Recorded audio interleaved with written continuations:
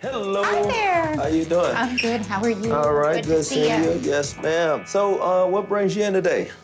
So we've got this opossum that we got in a couple of weeks ago that we believe was hit by a car.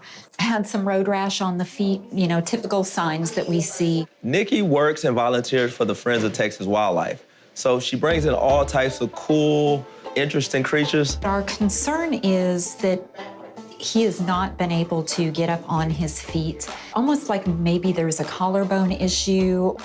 He's very friendly, so you don't have to worry about getting bit. Okay. Well, you know these guys, you know, their diet in the wild sometimes may not be the best. Exactly. And they could develop metabolic bone disease. Yes. But with the irritation, the road rash Right. on his paws and on his body, that could be indicative of some type of trauma. And it's named Harlequin, right? Yes, it is. Why did you name him that? Because of the variegated color on his face. Okay. Basically, it's an adjective. Harlequin is variegation. Okay. And he definitely fits that bill. We had him on pain meds for a little bit, but we weren't really seeing a pain response with him, so we stopped doing that because we just didn't want overkill. Hold on, Papa, man. He is so friendly. He really is. He's the exception to the rule. Anytime you find an injured wildlife, you want to reach out to somebody that has experience so they could make sure they're getting taken care of the proper way. You? Was that you? Dr. Ross! Right? You poop, yeah. So, It's okay, Harlequin. Mr. Harley is a little bit gassy. I heard it. It feels like, yeah. How embarrassing, right? Nah, that's a normal thing. That's okay. It lets me know everything's functioning This properly. is true. He has withdrawal reflex. All I'm doing is pinching on those toes and seeing if he would actually pull back. You can see here, he has good feeling and sensation. He does. These ones will come up when we scratch at him. There he Oh, you goes. like So we know that that. those are working. What a good boy. But here, But the front is the issue. it's delayed, you know. He's not paralyzed, it's just paresis. Right. So he has some feeling, some movement, but it's decreased, and we need to figure out why it's decreased. Yes. Usually when I see paresis in both forelimbs, that usually let me know it's probably a lesion along the spinal cord. Have you guys, did any type of physical therapy? We have been, yes. We've been trying everything. We've got a harness that we can put him in to, try to get him to move. We can do You mind if I see if hydrotherapy he with walks? him. Yeah. Come on, Baba, you wanna move? It's just very bizarre, see. yeah.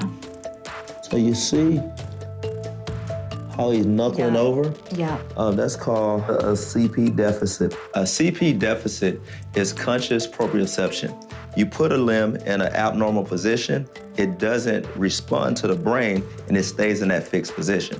Usually when I see that with a decreased withdrawal reflex, that lets me know we have something probably neurological going on. Okay. Hit by a car, damaged some nerves, caused some inflammation of those nerves. Nerves didn't heal. We don't have the proper innervation, causing them to have that knuckling over appearance. But let me get you off this ground. I know, Bubby. Yeah, you're gonna take these x-rays, get someone to help you, and then I'll look at them. So we wanna focus on the spine Okay. and the forelimbs. So with your permission, Miss Nikki, we'll take Harlequin to the back. Yes. And we'll get some radiographs on him, and we'll let you know what we got. All right, we'll be right with you. Okie doke. And thank you so much for me. Anytime. You're welcome. All right. Oh, I hope he'll be okay.